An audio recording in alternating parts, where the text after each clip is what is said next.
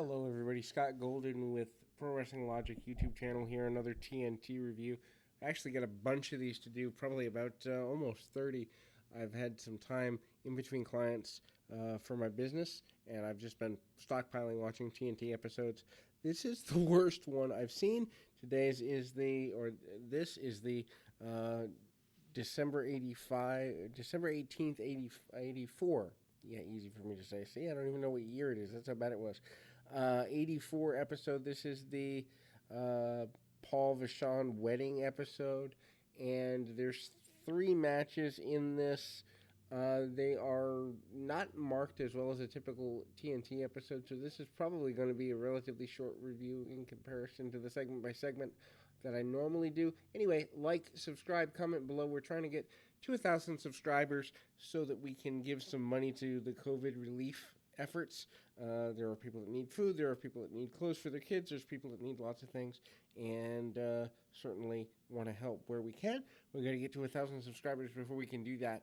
In any event, the premise of this entire program is the wedding of Paul Vachon to Ophelia, and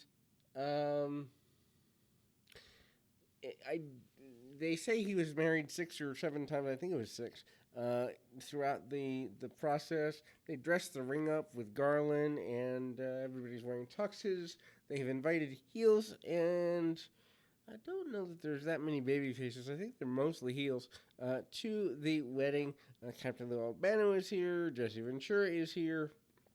David Schultz is here, which is important for later.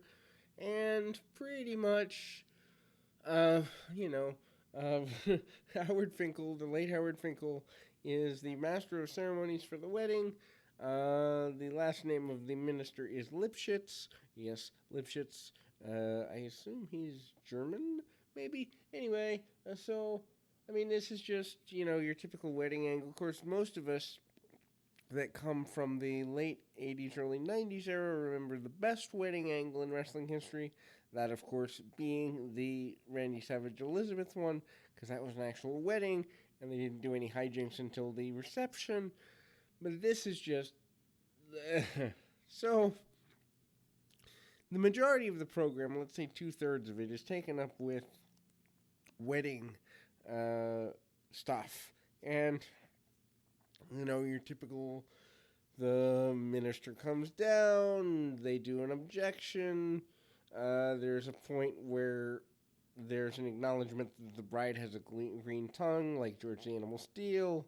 The only person that's willing to give away the bride is George the Animal Steel. Of course, George is a couple of months away from a babyface turn here anyway, so that's the beginning of his babyface run. He gives away a woman whose face we barely see very much of.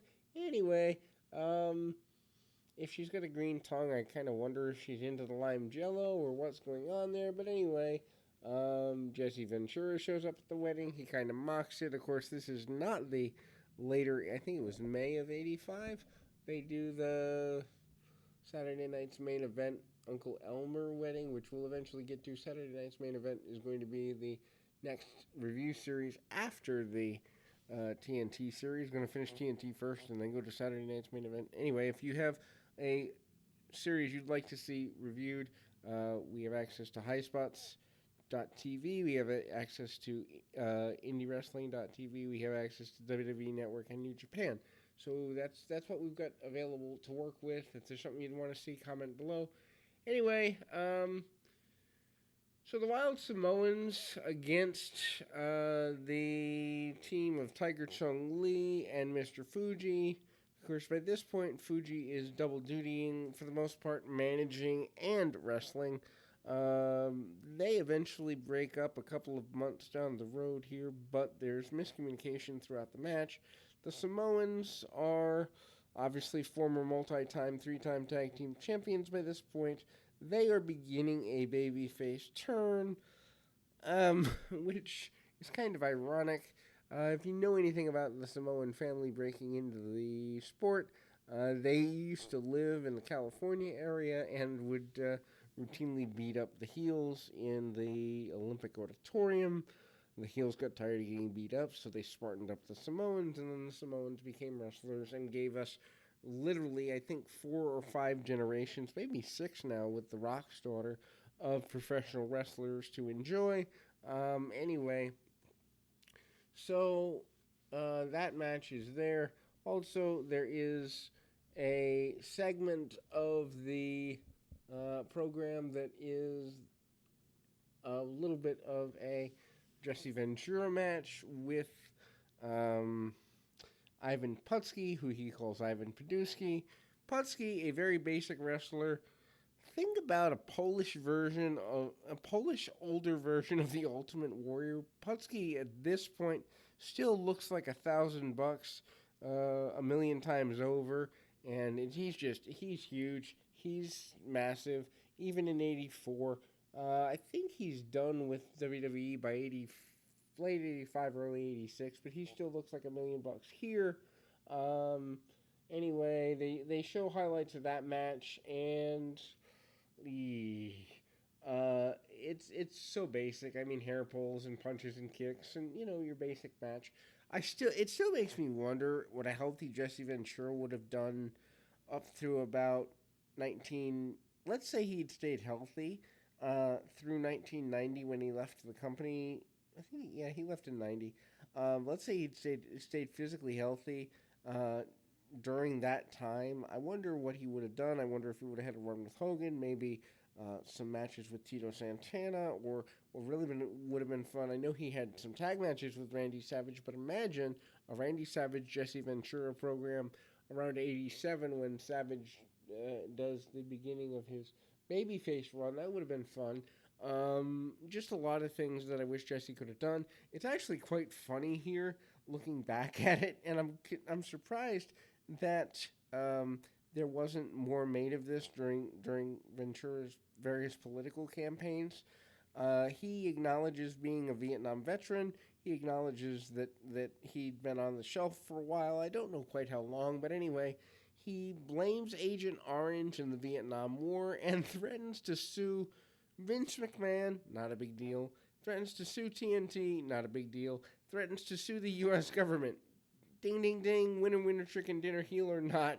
Looking back at this and the fact that he later became a public official and governor for the state of Minnesota, I wonder if anybody knows this exists or paid attention to the fact that this existed during that election. Obviously, I didn't live in Minnesota at the time, so I don't know.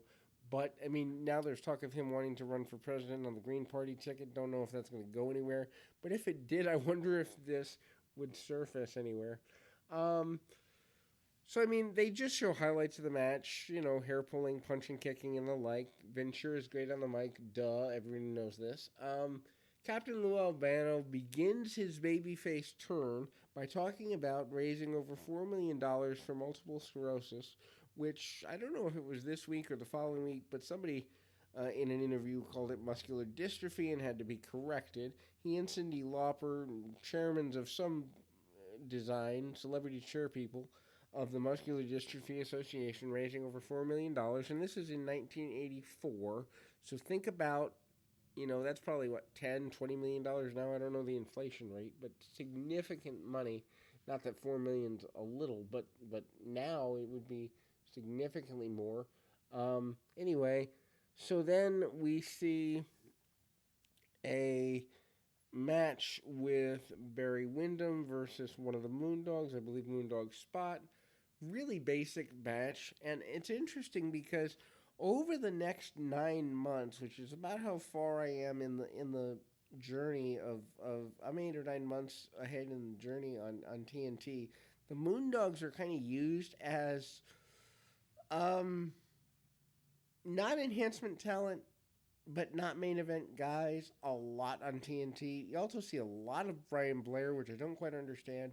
This is before his Killer Bee thing. I wonder if, looking back at it, I wonder if there was some plans potentially to have him maybe with like another tag team partner, and Jim Brunzell came in later, or whether there was plans to have him be like an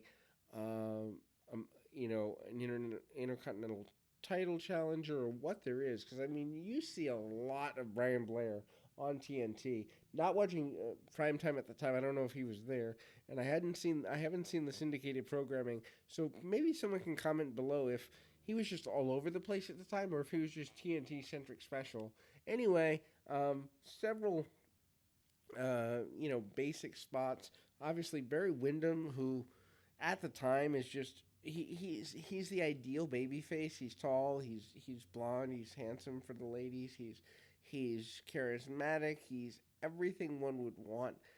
I don't know. I mean, when he goes back to the NWA slash Crockett in '87, it's surprising to me that Vince would let him go. I think there was so much more they could have done, especially if he'd done the heel run right off the tag team championship multi run with Mike Rotundo, his brother in law. If they had done more with Barry then, oh my gosh! I mean, I can't even begin to imagine what could have come from him having a different run there. Obviously, Barry wins. There's a spot that Gorilla Monsoon, who I know that Monsoon's polarizing. I admit he's not the best announcer, but he's a comfort food for announcing, comfort to my ears because I grew up with him. But he makes this big deal out of the there's a spot where Spot the Moondog is draped over the top rope, feet hanging over the ropes, and Barry just drops him on his nose. And this is so significant to Monsoon, he asks for it to be replayed. And I just thought, of all the spots to get Barry Windham over, really, this is where you go. This is where you choose to go with it. This just doesn't make sense to my brain. But anyway, so Windham wins with a bulldog here, and then we go back to the wedding. There's more chaos. There's just lots of stupidity. There's dancing. There's tomfoolery. At a point during the wedding actual ceremony, none of this actually happens. Somebody gets in. I believe it's Dave Schultz. Gets in the ring, body slams the bride.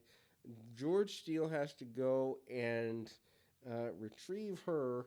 Then there's this thing at the reception where not George Steele, Dave Schultz he's aggravated, he's annoyed, actually the body slams the groom rather. Sorry about that, but he's aggravated with the bride because she's not doing what her husband says, and so then he literally gets in her face and threatens to beat her up. They start a food fight, and the program closes with McMahon just being disheveled over the food fight concept and everything that's there. Needless to say, this is of the TNT episodes that I've seen, and I don't remember a lot of the '86 stuff. And I'm up to, like I said, I'm up to August or September of '85 right now. So the '86 stuff will be interesting for me. But to this point, through the end of '84, this is the worst TNT ever. Nothing worth going out of your way to see unless you want to go see the Barry Windham stuff. Other than that, leave this alone. Worth a skip. Anyhow, we'll be back with so much more. We will be back with a SmackDown review tonight as well. Until then, keep your feet on the ground, your mind in the moment.